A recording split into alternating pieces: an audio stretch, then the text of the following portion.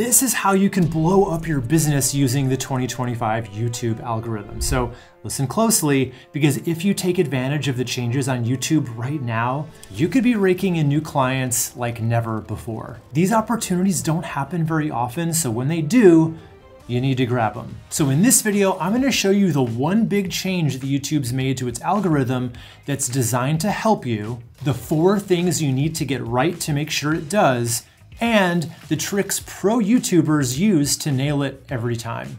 To understand what YouTube's done for small channels in 2025, let's peek inside this fridge.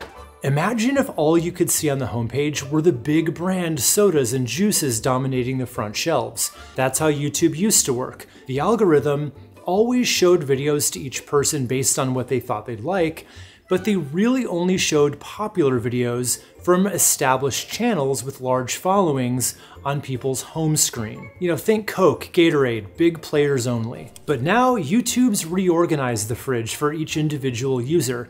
They've deliberately moved in some of those artisanal sodas, small batch hot sauces, and locally made yogurts to eye level based on each person's unique taste. These represent the smaller, newer channels that YouTube is now giving a chance to shine on people's homepages. And it's not just me noticing this change. I polled you guys asking if you've noticed videos with low views from smaller channels popping up on your homepages, and it turns out you've been getting it too. This is a really clear sign that YouTube is intentionally trying to feature smaller creators, and they've actually come right out and said that that's what they're doing. This does not mean that the big brands are gone. They're still in the fridge.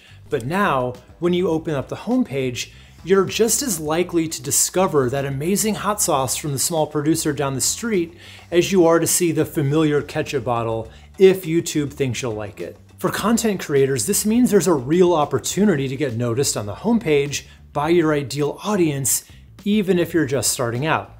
But here's the catch. Just like that hot sauce, your content needs to be eye-catching enough to stand out and have enough kick to make people want to buy it again. So YouTube is giving you the homepage shelf space, but it's up to you to maximize that opportunity. Here's how it works. YouTube's gonna show your video to a small pool of people that it thinks will be most interested based on their interests and their watch history. It's kind of like a test run. So then if enough of those people click on your video and they watch a good chunk of it, YouTube takes notice. They think, hey, people seem to like this. Let's show it to more viewers. So then YouTube expands the pool, showing your video to an even larger audience. And guess what? If it keeps performing well, this cycle repeats. Your video can keep reaching more and more people, potentially snowballing into thousands or even millions of views. But here's the important part. To kick off this cycle and keep it going, you need 4 things. A killer title that makes people want to click, a thumbnail that stops them mid-scroll, a video structure that keeps them watching till the end, and finally, a smooth pathway to watch another of your videos. Get all 4 right, and you're not just getting a shot at the homepage, you're setting yourself up for exponential growth. Let's talk about the first make or break element, your title. Get it wrong, and you might as well not even make the video to begin with. Think about it. You've got about a split second to grab someone's attention while they're scrolling. Your title needs to just reach out and grab them by the collar, saying, hey, I've got exactly what you need here. So every title you create needs to serve 2 purposes. It needs to be searchable and discoverable. So searchable means using keywords that people are actually typing into YouTube. But discoverable, that's about grabbing attention when YouTube puts your video on someone's homepage. The key is to combine both elements every single time, because you really can't afford to ignore search traffic, especially when you're just starting out. But you also need that extra hook to really stand out when YouTube gives you a shot at the homepage. Let's break this down with some examples now. So say you're a fitness coach, and instead of just, a video like how to lose 30 pounds, which is searchable but kind of boring, why not try how to lose 30 pounds without giving up pizza? So what we did there, we kept the searchable keyword of how to lose weight, but we added a specific result and kind of an intriguing twist to it. Or if you're a social media consultant, don't just go with Instagram marketing tips, punch it up to 5 Instagram marketing hacks that doubled my followers in 30 days. Again, we're keeping our searchable terms, but we're also adding that result that makes people think, I need to know this. Remember, your title needs to speak directly to your ideal client. What problem are they desperately trying to solve? What result would just make them drop everything to watch your video? Use numbers, use the words how to, be specific about results. But whatever you do, make sure you're including those searchable keywords. You're balancing the need to show up in search results with the need to stand out on the homepage. All right, let's move on to thumbnails. Now, this is where you really get to show off what your video's about. Here's the key. Your thumbnail needs to visually represent the most important part of your video. So let's just break this down. So say you've got a title like Budgeting Hacks That Saved Me $500 a Month.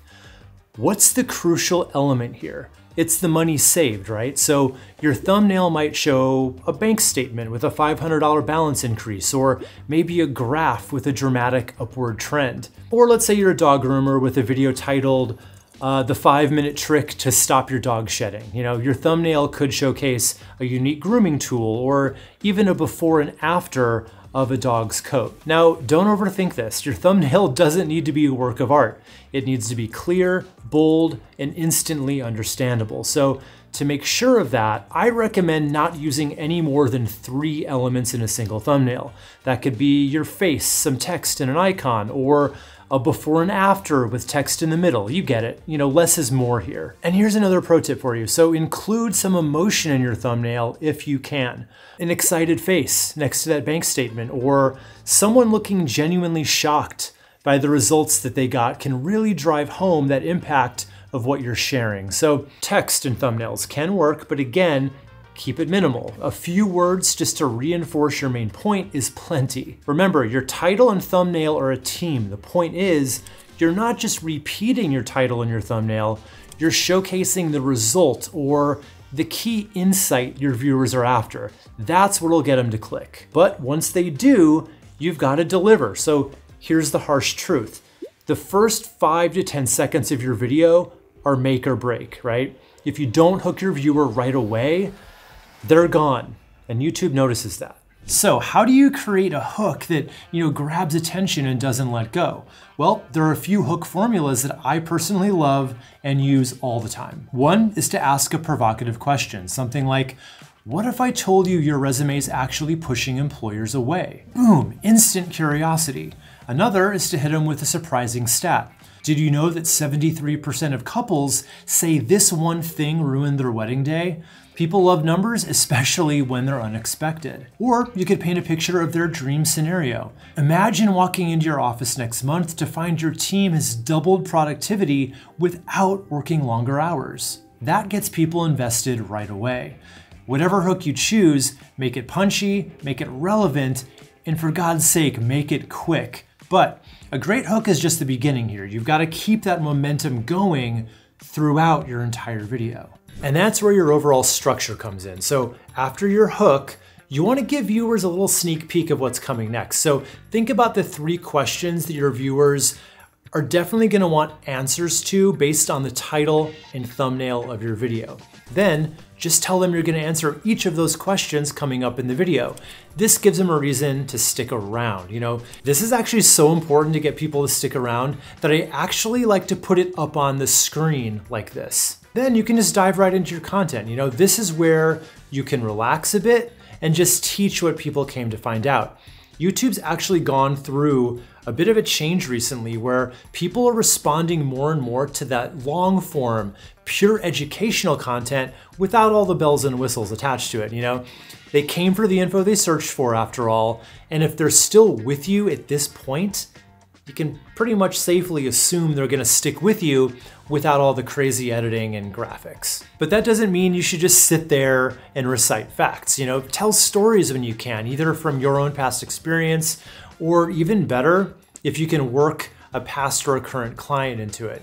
Use examples, make it relatable. This is the stuff that makes your videos engaging and interesting which in turn makes you and your business more memorable and ultimately the first one that they're gonna think of working with when they decide they need what you've got. So now let's talk about the best way to take advantage of the 2025 algorithm and all those homepage views that your videos can get. The thing is, YouTube isn't just looking to show people videos that get watched. Their main goal is actually to start binge sessions. Why? Well, because it keeps people on the platform longer. So if you can get people through your video and onto the next one, you're sending YouTube the ultimate signal that your content is very much worth promoting. But here's what most people get wrong. They start wrapping things up in the end, right? Summarizing, maybe even thanking people for watching. Big mistake. Big, huge. The second viewers sense an ending, they're out, gone, probably for good. Here's what you do instead. Don't end your video at all. Yep, you heard me right. Instead of winding down, ramp up. Transition smoothly into teasing your next video. Make it feel exciting, like you're about to drop another knowledge bomb on them, but then say something like, this next part is so crucial, I've made a whole video diving deeper into it, so click right here to watch it next. It's all about creating that just one more video feeling. You know, I can't tell you how many comments I get saying things like, I can't stop watching your videos because you won't let me. And that's exactly what we're going for. But let's be real for a second. You're not just here for views, right? You're actually trying to grow your business. So every fourth video or so, mix it up. Do a more direct call to action. Tell them about the amazing things you can do for them one-on-one.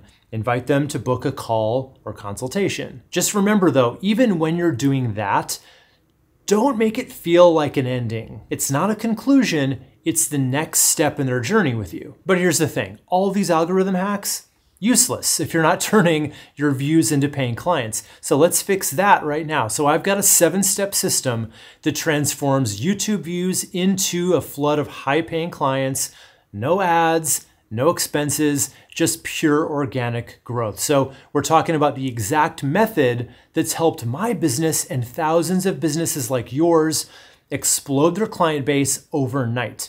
It's a secret sauce that makes everything we've covered today actually pay off. So let's dive in right now, click right here, and let's keep this rolling. Trust me, this is where the real magic happens.